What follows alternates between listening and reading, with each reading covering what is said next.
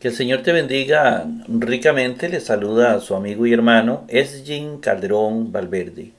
Bienvenido a este programa para líderes cristianos para bendecir a la iglesia del Señor. Antes de iniciar con el programa de hoy, quiero invitarlos para que visiten las páginas de su servidor. Páginas que han grabado los diferentes videos que tenemos en YouTube y los han organizado de manera sistemática para facilitar la búsqueda de los diferentes temas para los líderes cristianos, obviamente.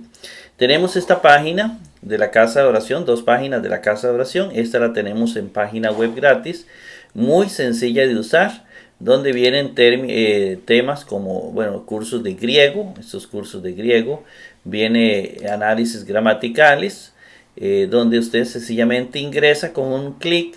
Viene también los cursos de hermenéutica que estamos grabando, y vienen otros temas parecidos. Igualmente tenemos la página en Overblock, una página que tiene un menú amplio para que usted pueda explorar. Tenemos también en Facebook el grupo Teología y Hermenéutica Bíblica con énfasis en gramática griega. Es un grupo hecho para líderes cristianos, donde estamos compartiendo una cantidad de temas relacionados con la formación cristiana, con la teología, etc. Yo lo insto para que usted ingrese y sea parte de este grupo, participe si es teólogo o si tiene conocimientos en hermenéutica, compartiendo sus conocimientos con los líderes cristianos. También yo lo insto para que usted visite el canal de YouTube, explórelo. Hay listas diferentes donde también los temas vienen organizados y usted puede ser de alguna manera bendecido con alguno de los temas que ahí presentamos. Para acceder a estos recursos, escriba en Google mi nombre, así de sencillo, y ahí aparecerá mi nombre, Esgin Calderón Valverde, y aparecerán primero el canal de YouTube. En este momento está apareciendo, luego aparecen las páginas gratuitas que les acabo de mencionar, aparece Facebook para que usted pueda ingresar y pueda también ser parte de estos grupos. Y también quiero invitarlo para que se inscriba en el diccionario digital excavadigital.com. Este diccionario, excavadigital.com, es un diccionario que nos sirve para traducir textos griegos. Es más que un diccionario, porque aparte de la palabra que trae, la palabra como aparece en el Nuevo Testamento, nos va a dar la categoría gramatical a la que pertenece, los accidentes gramaticales del término, el paradigma al cual pertenece y los textos bíblicos en el Nuevo Testamento donde esa forma concreta aparece. Aparte de la traducción, esta herramienta es útil para traducir textos del Nuevo Testamento. Muy sencilla de utilizar, muy fácil de utilizar. Yo lo insto para que usted se suscriba y pueda aprovechar estos recursos que hemos creado para liderazgo cristiano. En esta oportunidad vamos a analizar gramaticalmente Mateo 2:10. Antes de iniciar con el análisis gramatical, quiero invitarlo para que se suscriba a mi canal de YouTube, se suscriba a excavadigital.com, el diccionario digital de los exégetas, un diccionario que hemos elaborado para aquellas personas que inician en el griego y necesitan tener algunos elementos básicos fundamentales para hacer una traducción del Nuevo Testamento de una manera sencilla y bien rápida. También ayúdanos a evangelizar compartiendo este video en tus redes sociales. Mi pueblo perece por falta de conocimiento. Los cristianos contemporáneos, actuales, pues sufren de una situación bastante lamentable, y es la resistencia a formarse. No quieren conocer. Cuando vienen las sectas, los falsos profetas que profetizó Jesús hace 2000 años, un montón de sectas heréticas, caen fácilmente engañados con cualquier versículo que les presenten. Una persona formada nunca será engañada por un falso profeta. Una persona que conozca la Biblia nunca será engañada por un falso profeta. Y estos programas pretenden formar a líderes cristianos para que prediquen lo que la Biblia dice. No nos podemos salir de la Sagrada Escritura, pero una Sagrada Escritura interpretada de manera objetiva. No donde cada uno entiende algo diferente, sino donde hay un conocimiento científico. ¿Por qué científico? Porque hemos buscado aquello como Jesucristo racionalmente, y entonces necesitamos formarnos. Por eso Jesús formó a sus apóstoles antes de enviarlos a predicar, para que no unos dijeran una cosa y otros otra. Para eso la iglesia tenía maestros, la iglesia primitiva. Los objetivos de este programa son 3, que se resumen en esas 3 preguntas. ¿Qué dice el texto? A esa parte le hemos llamado aquí la parte exegética, porque queremos traducir el texto griego sin mutilaciones. No como las sectas se distinguen porque mutilan los textos bíblicos. Los mutilan porque si no, no les calza con su doctrina. La única forma de mutilar el texto bíblico es de hacer que calce la Biblia con sus ideas heréticas, es mutilando la Biblia. Pero ahí está la Biblia, ahí está el texto griego, y hay que traerlo de la manera más... Es lo que nos dejó el Espíritu Santo, es lo que nos ha dejado para hasta nuestros tiempos. No podemos alterarlo. Esa es la parte exegética. Si el texto dice, id y evangelizad a todos en nombre del Padre, del Hijo y del Espíritu Santo, por eso hay que poner, aunque no nos guste. Y si alguno altera ese texto, pues está agregando o quitando a la Biblia lo que ella tiene y lo que nos han heredado, lo que nos ha heredado la historia. No tenemos otros textos bíblicos a menos que hayan sido mutilados. El segundo objetivo tiene que ver con la segunda pregunta: ¿qué quiere decir el texto bíblico en la parte hermenéutica? Para la parte hermenéutica, es decir, ¿qué quiere decir el texto bíblico en la parte de interpretación? Nosotros usamos el método teológico, el histórico gramatical. Histórico porque necesitamos conocer el contexto histórico en el que se desenvolvió el Nuevo Testamento. Y sobre todo el texto bíblico que estamos analizando.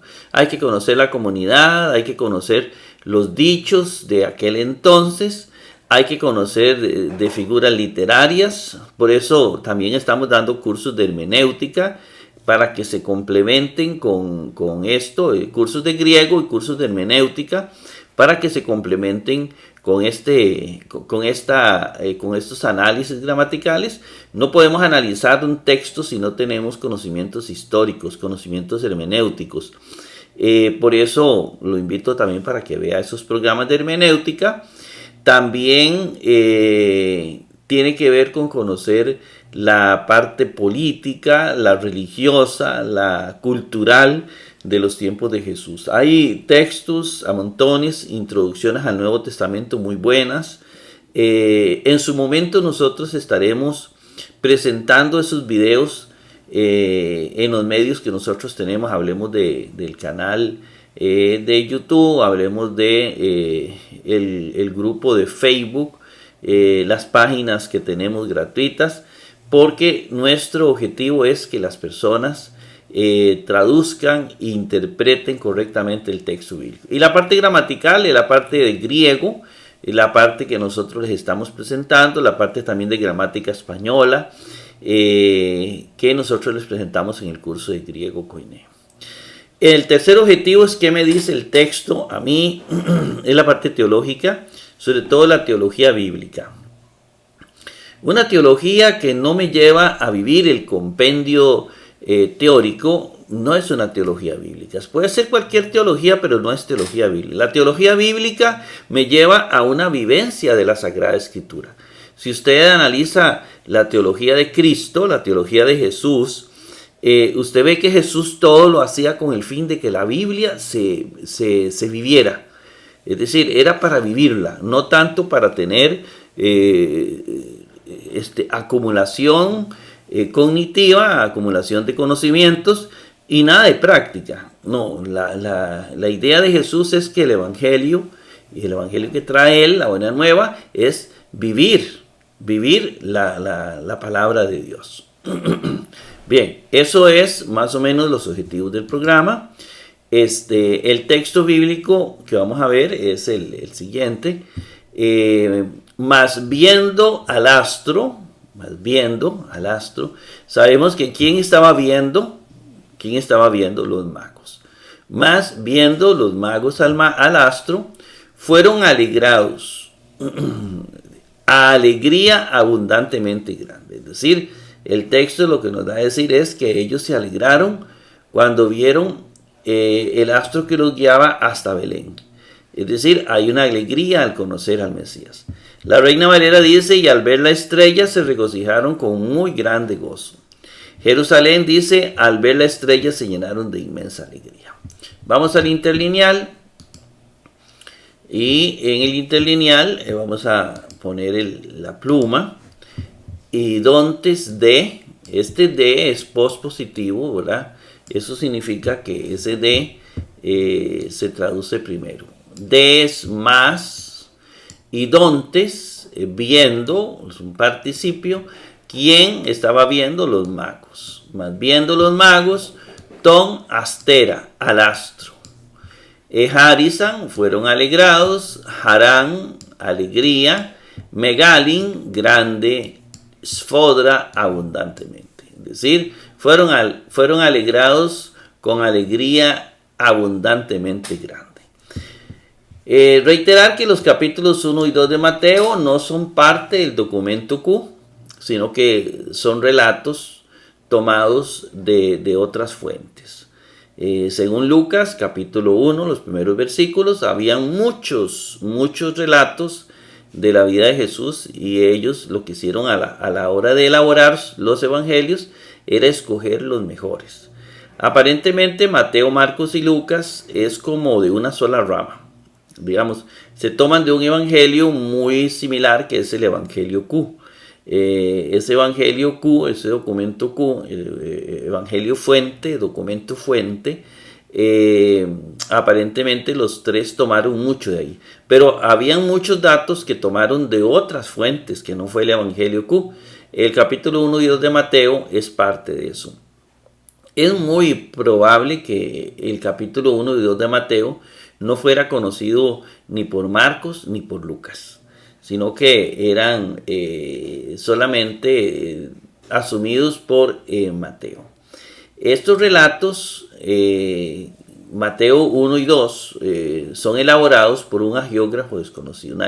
No se sabe ni quién escribió Mateo, menos quién escribió estos pequeños relatos.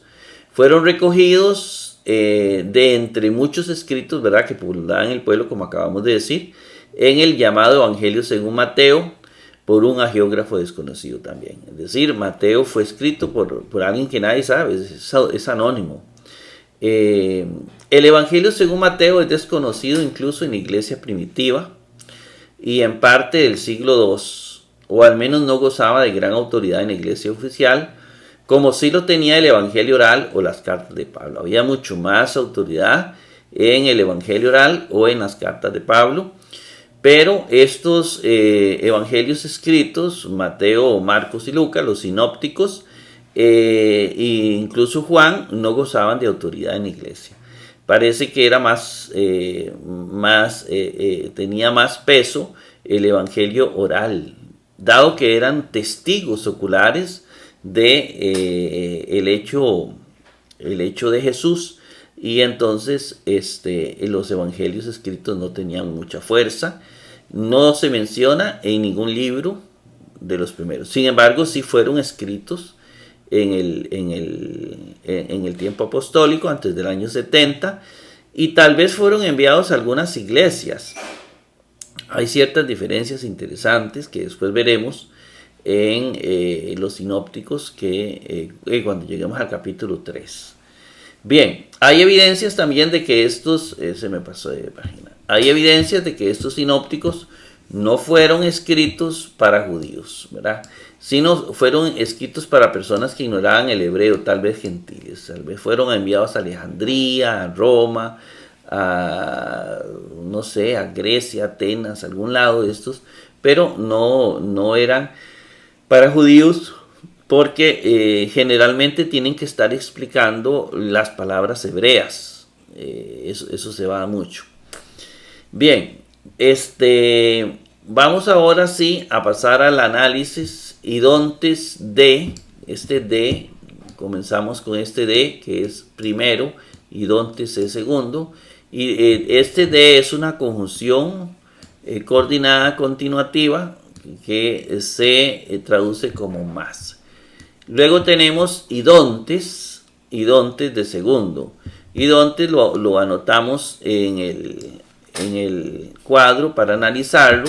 Es menester buscarlo en el diccionario, el que usted use. Nosotros hicimos este especial para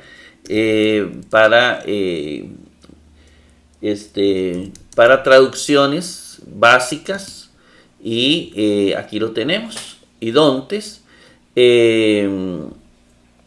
Entonces nos dice, lo primero que nos dice es que es un participio, entonces anotamos como categoría gramatical que es un participio, ¿verdad? Eso es lo primero, que es un aoristo activo masculino plural nominativo, entonces que es un aoristo activo, esta es la parte verbal, masculino plural nominativo, esta es la parte adjetival. Luego tenemos que el paradigma es orao, viene de orao. Hay que buscar el paradigma orao, de orao, que se va a traducir aquí como ver, ¿verdad?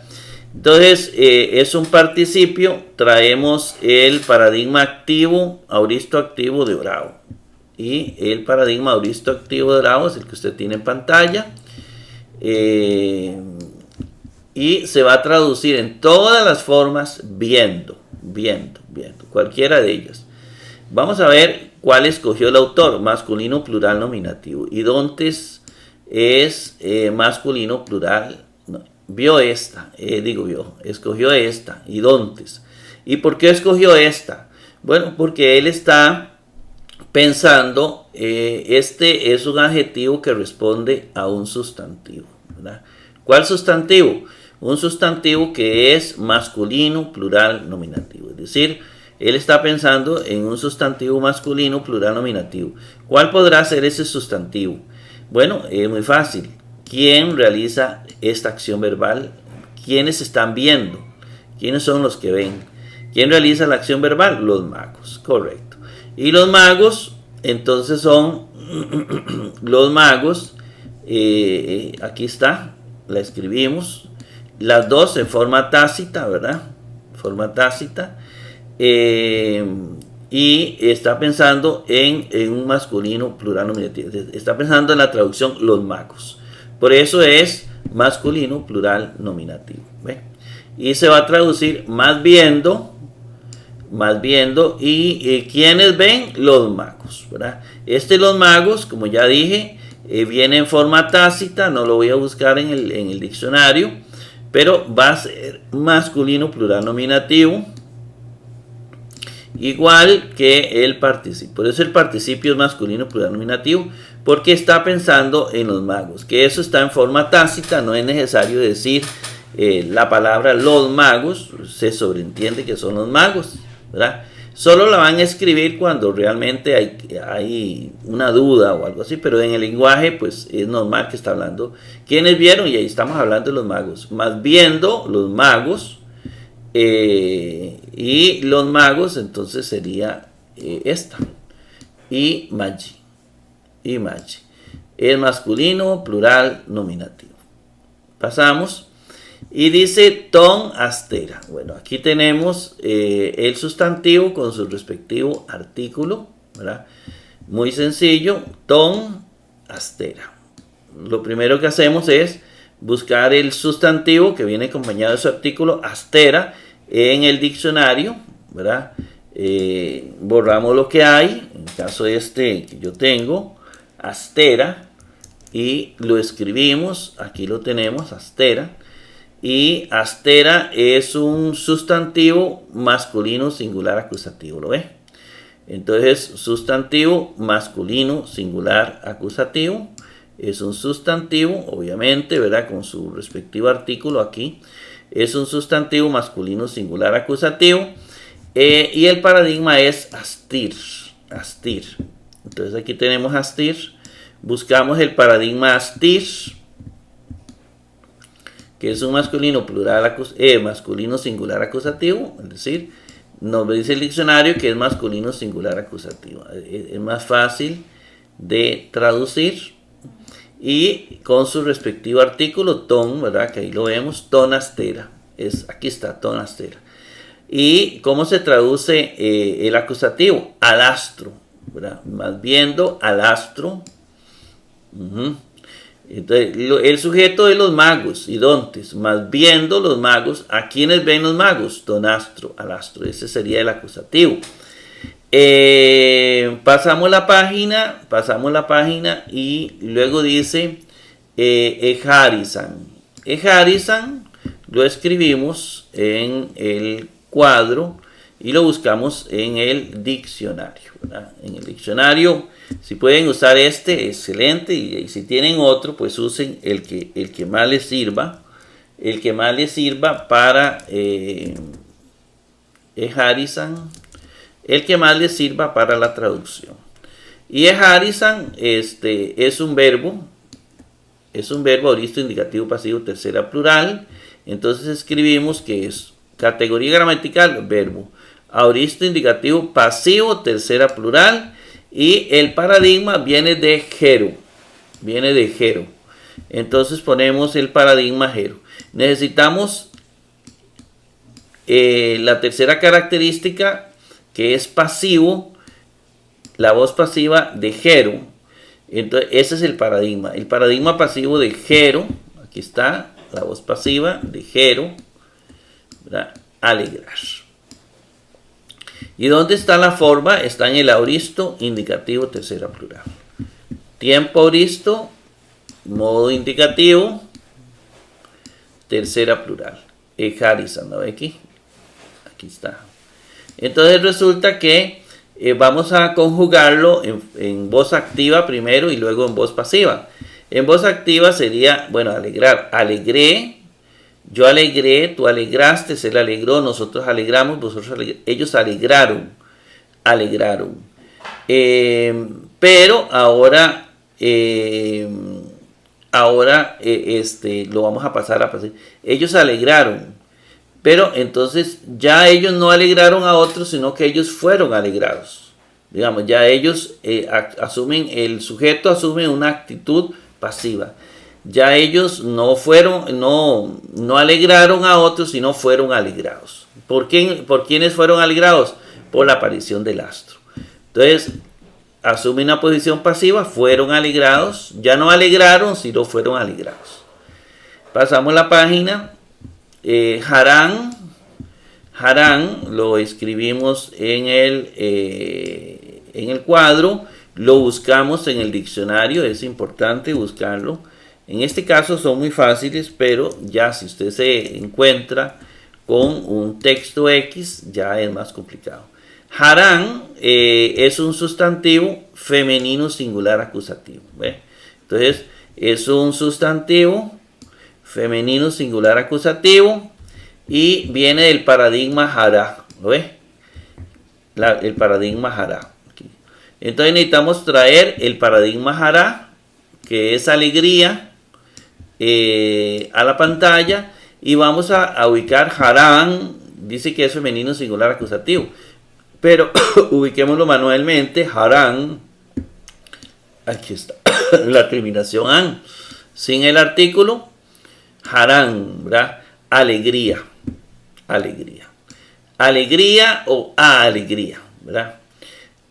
Pasamos la página y tenemos Megalin.